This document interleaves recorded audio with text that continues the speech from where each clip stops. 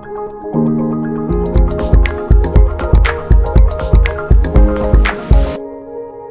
saya Fredian. Jadi pendidik juga, ya seniman juga gitu. Apa? Musik, grafis, sama seni rupa juga. Dulu kan kalau zaman tahun 90-an kan DKV nggak ada tuh. Jadi mulai tahun masuk 2000 deh nama desain komunikasi visual tuh udah mulai ada. Betul. Ya kan? Ini apa? IKJ atau Iya. di mana, atau di Jogja? Di Jogja juga, di IKJ juga. Oh, lebih kemana awalnya? Seni rupa atau Seni rupa, seni murni. seni murni? Seni murni, tapi kan berlari ke tahun 2000 kan udah berubah kan. Jadi menggambarnya di Komputer. Nah, bukan di media kanvas lagi. lebih gampang nggak atau lebih susah? Awalnya sih memang harus telaten dulu ya kan. Belajar dulu. Karena terbiasa ya akhirnya jadi bisa. Gitu, awalnya gitu. Dan itu harus kita ikutin tuh bertransformasi ya, kalau Betul. nggak kita jadul. Betul harus ngikutin. Apalagi sekarang ada AI ya kan. Dan Iya. Yang- Sekarang belajar lagi AI. Ya beberapa yang perlu ya pasti saya pelajari ya. Kalau mau cerita sih ya, kalau perjalanan hidup Nggak apa-apa, memang hidup kita toh. iya tuh, sharing jadi memang beda jauh mungkin dari angkatan Mbak Lucy. Ya kan, angkatan saya, angkatan Mas Inal beda pasti gitu ya kan. Dulu memang pekerjaan agak sedikit susah tapi agak mudah didapat karena kan masih kompetitor masih sedikit. Tahun 90-an lah ya, tahun 9. Saya terus terang angkatan 90-an. Zamannya Nikardila. Oh iya, sama dong. Tapi saya sudah senior lah kalau Nikardila.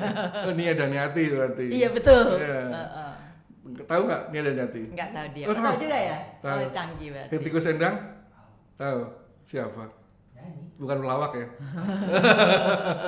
Harus tahu dia karena kan ini kan PH. Obi Mesak tahu ya? Oh hebat, keren berarti. Anak sekarang harus tahu. Padahal dia Gen Z loh. Gen Z ya? Gen Itu Z. yang, tapi anak-anak Gen Z sekarang keren-keren. Ibaratnya musik-musik tahun 90-an tuh sedikitnya agak-agak sedikit paham. Apa udah mulai recycle nih? Mungkin. Mungkin ya. Hebat loh, keren-keren loh. Ibaratnya saya justru kan mengajar juga di sebuah SMA lah di Jakarta ya kan. Jadi saya tanya murid-murid saya, kayak lagu-lagu 90-an, 80-an pada suka. Kok kamu suka? Ya karena mungkin papahnya sering dengerin, terinfluence dari orang tuanya. Jadi dia menyukai, dia mengemix gitu. Ini guru apa nih? Mengajar di... Saya grafis juga, grafis. Guru grafis, kemudian musik enggak juga? Musik, Ekskulnya. nah ini ceritanya lagi, nanti beda ada, lagi, ada ceritanya lagi. Jadi sejak tahun 90 saya bekerja di sebuah bidang grafis juga, ya Mbak Lucy, ya. Berjalan, ya kan. Sebelumnya saya di Departemen Pendidikan lah, pokoknya di departemen yang di bawah dunia pendidikan, karena zaman tahun 90-an kan masih low banget lah ya, apalagi masih tenaga honor zaman dulu. Ini pemerintah ya, kerja dengan Pemerintah, betul. Terus berjalan waktu, terus tahun 99 saya resign, terus tahun 2000 akhir ada pengangkatan semua. Ya memang udah perjalanan. Sayang sekali ya. Pengangkatan pegawai negeri. Memang bukan rezeki lah. Bukan rezeki ya, tapi nggak apa-apa. Tapi kalau saya di situ terus pasti kan nggak akan berkembang. Ya kan, kalau maaf aja, ya kan beda lah pegawai negeri dulu. Kalau sekarang lebih difasilitasi dengan lain-lainnya kan udah beda sekali. Jadi setelah itu ya saya terus berjalan, terus di perusahaan advertising, di perusahaan periklanan, sampai masuk tahun 2018 saya menjadi pendidik di sebuah SMA gitu loh. Pokoknya SMA di Jakarta gitu loh. Terus saya juga nggak tahu, teman-teman pada nanyain, Fred, lo kok jadi guru sih, ya kan? Tapi saya alhamdulillah bisa aja. Tapi sebelumnya pernah bekerja di perusahaan? Iya, betul. Seperti advertising agency atau betul, apa gitu? Betul. Sebagai desain grafis ya? Sebagai desainer grafis, ya kan. Terus berjalannya waktu, ya kan. Ya pokoknya saya masuk ke dunia pendidikan itu ya diajak, dikasih tahu sama temen juga, rekomen, coba kamu ngelamar ke sini gitu. Itu pada saat lagi jatuhnya kita nggak kerja atau pada saat kita lagi tinggi-tingginya dalam karir kita? Nggak tinggi juga, nggak, standar aja sih. Standar aja. Kalau menurut saya standar aja. Hanya mencari peluang yang lain, yang ya? lebih tertantang lagi gitu, lebih tertantang lagi. Terus setelah itu asik juga nih ya kan. Terus teman-teman pada teleponin, ya itu tadi. Wih, keren juga lo Fred jadi guru ya kan. Saya juga nggak nyadar gitu loh. Tapi sebelumnya gini, lucu, pengalaman lucu. Pada saat sebelum saya jadi pendidik guru, saya pernah melamar ke sebuah perusahaan ya kan. Saya kan sebelumnya ngajar di LPK juga, lembaga pendidikan komputer ya kan. Pokoknya adalah di Jakarta Timur. Terus saya saat interview ya kan sekitar 8 atau 7 orang waktu itu ketemu murid saya di situ. Loh, Pak Freddy ngapain gitu loh. Loh, saya juga ngelamar di sini. Nah, kamu ngapain? Saya ngelamar, Pak. Udah, Pak, saya pulang aja, Pak. Jangan pulang, cepet sini, saya bilang kayak gitu. Cepet, harus semangat ya kan. Gitu. Tapi memang betul di perusahaan itu saya yang dapat ya kan, gitu loh. Pengalaman ya, dari pengalaman. Gitu. Jadi ya lucu lah ya kan, intinya pengalaman hidup yang lucu gitu. Tapi ya di perusahaan itu saya nggak survive, intinya mungkin nggak jodoh gitu loh. Jadi nggak lama lah pokoknya, nggak lama di situ. Ya setelah itu berjalan di dunia iklan, terus akhirnya masuk ke dunia pendidikan tadi. Dunia iklan berarti iklan radio, iklan TV, ya media cetak, yang macam-macam lah. Gitu, macam-macam. Itu sebagai freelance atau masih tetap bernaung? Tetap bernaung, saya belum freelance. Gitu, belum freelance. Nah setelah berjalan, ya kan, saya masuk ke dunia pendidikan, akhirnya direkomenin saya masuk ke ngajar di sebuah high school di Jakarta Selatan atau Jakarta mana nih? Kawasan Kelapa Gading lah. Oh, utara ya.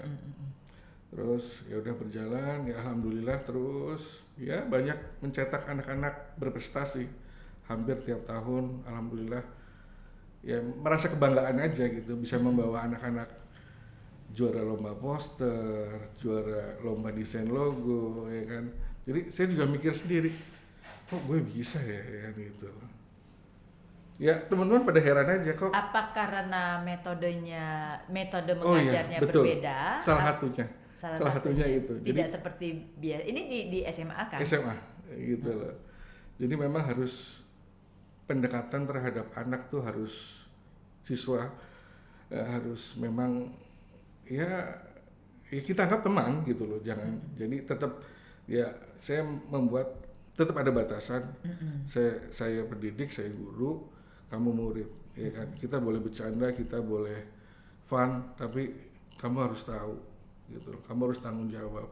Walaupun ada yang memang, ya namanya anak-anak ya, saya paham gitu loh. Jadi pada saat saya masuk kelas, nggak semua anak itu kan suka dengan bidang saya, ya kan. Pada saat masuk guru matematik, nggak semua anak pun juga, ya pasti seperti itu kan. Saya. Bandel, pasti ada yang bandel, ada yang ini. Dan beda sekali mungkin zaman kita sekolah sama saat ini ya. Saat ini terus terang. Apa perbedaannya? Perbedaannya salah satunya ya kalau zaman dulu kan kita takut sama guru. Oh iya betul, iya kan? betul. Jarak kira-kira 50 meter aja dari guru kita udah ngeri ya. Apalagi kalau ada guru dari seberang lah misalnya ya, dari pulau seberang atau dari mana yang killer gitu loh. Ya guru fisika, matematik, kimia kan pasti kan rata-rata seperti itu kan kalau kita pernah rasakan. Ya, aku takut nih.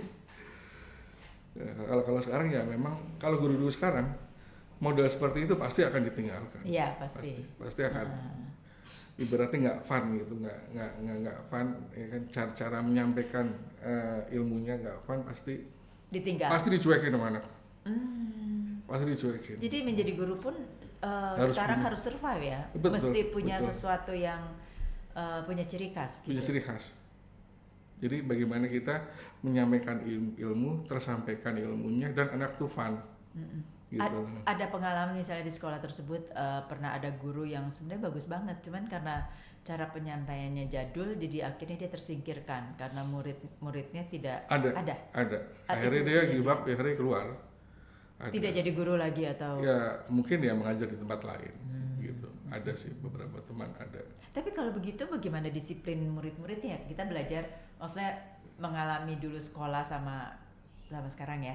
Kalau misalnya perubahan dari segi tanda kutip respect ke guru yang saat ini agak sedikit terkikis misalnya. Kalau dulu kan nggak tahu respect, nggak tahu takut lah di zamannya kita. Tapi kan ternyata itu yang membuat kita jadi disiplin. Gitu, betul nggak nih ya?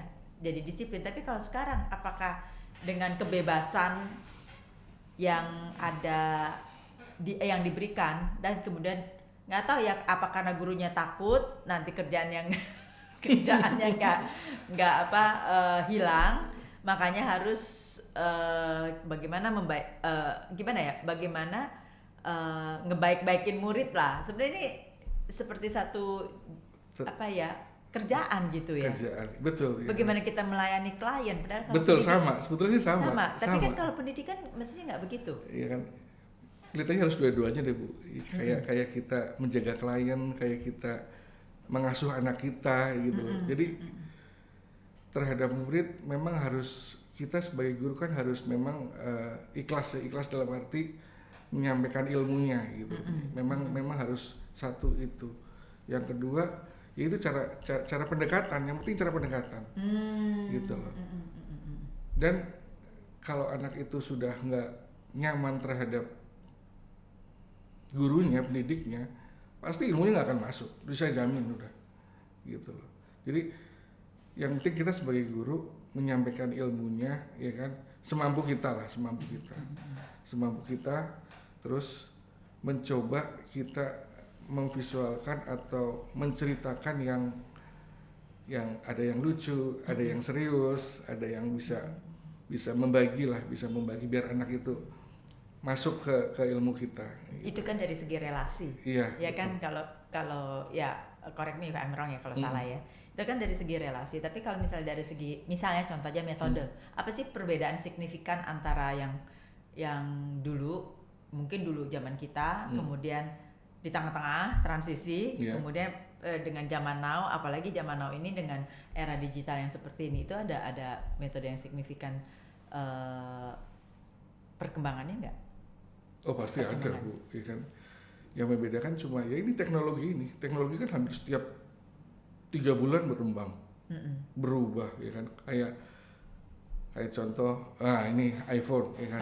iPhone dari berapa, 12, 14 Pro. Pokoknya seperti itulah ya kan. Sekarang udah Pro 16. Max 16 ya. 16 Sekarang ya udah kan? 16. Cepet banget kan. Dan 16 itu ternyata dilengkapi dengan kamera slow-mo yang mana kita nggak perlu kamera segede-gede. Betul. Begini lagi. Iya kan? Jadi dengan HP ini ya kalau kayaknya benar nih, dengan iPhone 16, dengan HP aja kita bisa bikin film. Benar nggak ya? Iya kan. Dan sudah difasilitasi. Iya, anak sekolah. Iya, itu contohnya anak saya. Betul ya. AI sekarang juga udah banyak yang nempel ke handphone yang zaman sekarang. Jadi udah ada fasilitas AI-nya, kan. Makanya, sadis betul-betul. Itu salah satu pengaruhnya itu. Nah, sekarang bagaimana pendidikan ini survive anak-anak muridnya? Anak muridnya mungkin gampang karena mereka beradaptasi. Gurunya ini kan generasi berbeda. Iya. Bagaimana betul. dia menyesuaikan. mengajar Menyesuaikan. dengan Bisa Berarti kan? gurunya itu mesti Harus survive, harus bisa update, harus how? bisa. Caranya bagaimana tuh? Ya memang harus bisa, ya kan harus bisa. Kayak guru pernah saya rasakan, pernah ada ya, ada beberapa guru yang memang MS Word pun nggak tahu, gaptek lah, ya kan, gitu loh. Tapi bukan di sekolah ini, di sekolah lain, ya kan, ada. Jadi dia selalu minta dengan temennya, selalu minta bantuan sama temennya, ada seperti itu, ya kan, gitu loh. Terus saya pernah mengajar di LPK, buat folder aja nggak tahu zaman sekarang, buat folder ya, tapi udah old, udah memang udah 50-an ke atas lah gitu loh. Jadi memang ya saya terus terang merasa senang aja. Jadi senior saya itu semangat sekali gitu loh. Ya memang kita harus sabar. Kita sebagai pendidik harus sabar. Kalau nggak sabar, ya udah pasti nggak akan bisa. Ya kan? Bawaannya pasti stres. Ya, kita menghadapi anak-anak zaman sekarang, kalau kita tidak bisa menyesuaikan, ya udah pasti ya 0%. Jadi dengan keadaan sekarang ini kan anak-anak gampang dengan mudahnya belajar nih. Betul. Tanpa harus dengan guru. Iya. Bagaimana guru survive nanti ke depannya? Apakah akan bertahan Pak Guru dan Bu Guru nih? Kalau kita mengajari, ini contohnya misalnya desain grafis lah, yang grafis. Mas sekarang ya kan grafis, yang Mas sekarang ngajar gitu ya. Lah dia cuma melihat Google ketak-ketik sedikit di iPhone, di handphone, udah bisa melakukan sesuatu. Betul. Benar nggak sih? Ini betul. Ada anak muridnya, misalnya gitu kan. Nah, how you survive? Maksud sebagai guru bagaimana bisa bertahan, bisa survive? Contoh ya, saya menyampaikan seperti kayak tadi. Sekarang kan banyak AI yang memang tinggal klik langsung jadi, bikin lagu tinggal klik bikin udah jadi, ya kan. Tapi kan tidak se-original yang kita sampaikan. Kalau guru sebagai pendidik punya kompetensi, punya ilmu, pasti punya trik atau cara yang ini orisinil loh, gitu. Kalau itu kan nggak orisinil, ya contohnya seperti itu. Bentuk kasarnya. Ini bentuk yang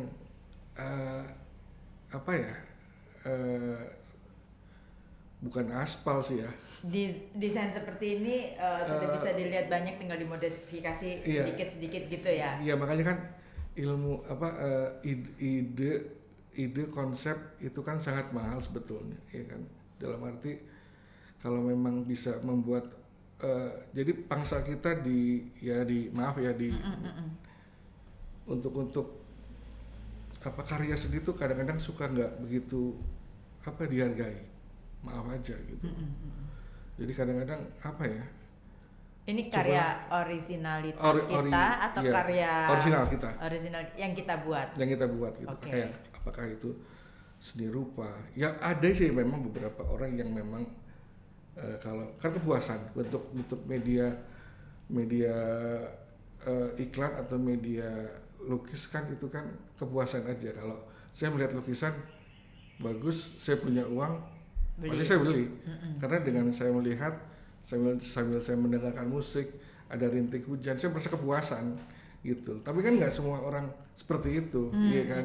Cuma buat hiasan tok gitu loh. Ada yang seperti itu juga kan, gitu loh. Beda penikmat seni yang biasa sama penikmat seni yang memang betul-betul dia mempunyai jiwa seni, gitu loh. Gitu loh. Jadi bagaimana kita membedakan itu ya antara kecepatan robot, AI itu kan robot ya, AI itu kan kecepatan robot dengan memberikan begitu banyak features dan ya bagus banget gitu kan. Terus dibandingkan dengan capability dari manusia yang punya rasa, kan memasukkan rasa dong, masukkan feeling ke dalam desainnya itu. Betul. Ya kan? Tetapi makan waktu. Sedangkan waktu itu kan is not on our side, bukannya waktu itu bukan teman kita kan. Jadi apalagi sekarang yang apa-apa serba klik gitu. Gitu. Gimana maksudnya ini yang diajarkan anak-anak SMA. Betul kan? Betul. Nah, bagaimana kita sebagai pendidik itu membawa anak-anak ini untuk masuk ke dalam dunia nyata yang seperti ini. Betul. Saya sih hanya memberikan solusi aja, solusi dalam arti kita udah ada AI sekarang, kamu tinggal menyampaikannya, membuatnya itu dengan rasa apa nih gitu, dengan rasa apa gitu, dengan rasa. Kalau kamu buatnya cuma doang ya monggo silahkan. Tapi kalau kamu memang punya jiwa yang betul-betul menikmat seni ya nggak seperti ini sebetulnya. Kalau saya pribadi loh, kalau saya pribadi pendapat saya seperti itu. Kalau saya menyampaikan di depan kelas ya kan, tergantung kamunya nih semuanya ya kan. Intinya kalau dengan AI kamu ya hasilnya seperti itu ya kan, stuck gitu aja, udah ya gitu aja gitu loh ya. Itu memang, kan tantangan pendidik ya. Betul. Robot itu memang udah diciptakan seperti itu, tapi ya monoton kalau menurut saya sih. Ibaratnya nggak orisinal kalau menurut saya sih, nggak orisinal. Jadi, boleh seniman itu mengambil ide dari Suno. Misalnya kita stuck ya kan, seorang seniman pasti ada lah pasti. Tapi kalau bagi saya lebih baik menciptakan sendiri, nggak ritme, nggak bentuk liriknya ya kan, nggak bentuk, usahakan kalau memang bisa ya kan. Kalau maaf ya, bagi yang memang nggak bisa di bidangnya kan pasti rata-rata kan ngeklik AI, iya kan, gitu loh. Misalnya Mbak Lucy nggak bisa bikin poster, pasti AI jurusnya. Oh iya pasti. Iya kan? Canva, iya kan. Gitu. Tapi kalau bagi seorang seniman, dia bisa dengan aplikasi ini, dia bisa dengan media naturalnya, dengan melukis dengan tangan, ya kan, pasti dia akan buat. Tapi kan kita kembali lagi kecepatan. Betul, kecepatan ya kan. Kecepatan. Sekarang ini kan kita bukannya soal original atau tidak ya, karena ada pepatah zaman ya yang universal lah gitu ya. Nothing new under the sun. Yeah. Ya kan, dari zaman nol ya kan. Zaman Kiplik sampai dengan sekarang nothing new under the sun, hanya gitu. Kita bertransformasi dengan keadaan sekarang. Betul. Gitu kan? Salah satunya itu. Salah satunya. Jadi kalau kita memakai istilah ini, karena ini kan istilah pendidikan juga. Di mana kita selalu berbicara originalitas. Iya. Apanya yang original sebenarnya? Kalau nothing new under the sun. Original yang seperti apa yang harus dipertahankan dengan keadaan sekarang aja lah yang digital gitu loh. Oke, baik. Ini sebenarnya kiat-kiat yang bagaimana pendidik atau kita survive dari pekerjaan kita kan. Jadi pada saat menyampaikan ya tadi saya pada saat di depan kelas, tergantung kamunya nih, ya kan.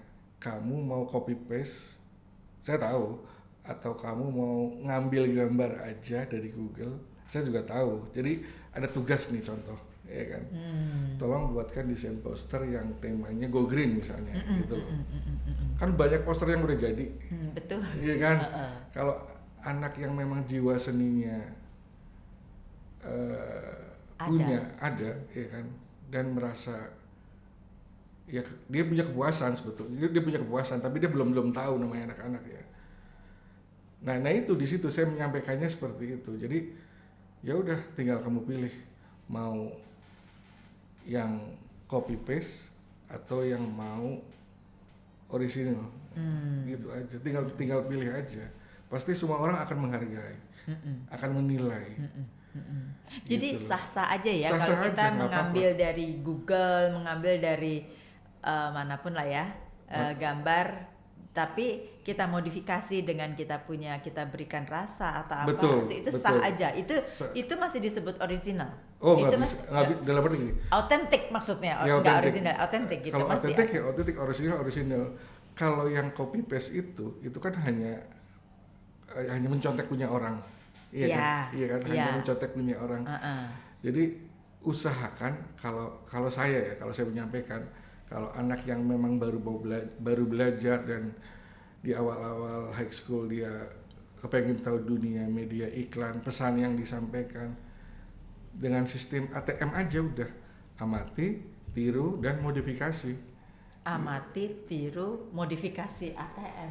Iya kan, KTM aja gitu. Jadi saya ingat terus, jadi saya sampaikan. Amati, tiru, modifikasi. Gitu aja. Itu ATM ya? Pakai ATM aja. Judulnya sih Mas.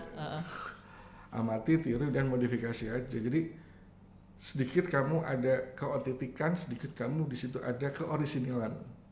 Jadi jangan lu gila, lu ngeduplikat banget ini punya karya ini, nggak boleh. Nyontek gitu. Ceritanya nih. Ada royaltinya, ada hak ciptanya nih, nggak boleh, ya kan. Saya searching bisa, kok sama, ya kan, gitu. Boleh ngambil ide dari seorang, tapi ya. Sebenarnya berapa persen sih yang bisa kita pakai itu sebagai dengan kita sebut original atau otentik gitu? Berapa persen dari yang kita ambil di contoh di Google, di komputer gitu? Untuk presentasinya sih sebenarnya ya, maksudnya gini, kembali lagi yang saya bilang betul. tadi, nothing new under the sun itu kan berarti segala macam di dunia ini yang kita lakukan sebenarnya sudah dilakukan dari abad yang keberapa lah, kita nggak ngerti. Betul, pasti ya kan? ada itu. Nah, tentu yang tadi ATM itu kan very interesting bagi saya, menarik banget. Gitu ya, modifikasi. Nah, betul. Berapa persen? Jadi untuk presentasi itu dikembalikan lagi ke penciptanya, ke kreatornya itu. Iya kan? Tidak ada yang secara low atau nggak ada ya. Iya kan. Saya tidak bisa menilai presentasi berapa persen nggak bisa. Jadi dikembalikan karena yaitu kepuasan aja. Kepuasan ke klien, kepuasan kita sebagai kreator. Oke. Iya kan gitu. Jadi misalnya gini, Mbak Lucy punya atau toko roti. Jadi pokoknya toko roti A sudah nge-boom banget nih. Nah, saya sebagai desainer harus bisa menciptakan seperti itu, iya kan? Iya kan, harus bisa menciptakan seperti itu, buat logo brandnya, buat posternya. Logo sama, rasanya gimana? Ya, nggak enak aja. Kurang puas kayaknya, ya. Iya. Kok hampir sama gitu. Ya. Bukannya ya nggak puas pastinya. Nggak puas kan, ya kan, punya toko roti yang udah ada toko roti yang sudah besar, ya kan. Tiba-tiba sang desainer ini membuat kok hampir sama ya, tapi kan kita kan, aduh, kok di mana otentiknya kita, perbedaan gitu. Kita, originalnya ya kan. Itu di mana, di sebelah mana ditaruh? Gitu loh. Makanya sebagai desainer itu juga harus bisa ya bertanya kepada kliennya. Mau Mbak Lucy apa sih, ya kan, maunya, ya, dia harus bisa. Jadi sedikit itu masukan. Dia mesti riset juga ya. Riset juga. Jadi bukan riset di tempat komputer di AI segala macam, tapi juga riset kepada klien. Betul. Karakternya dia seperti apa.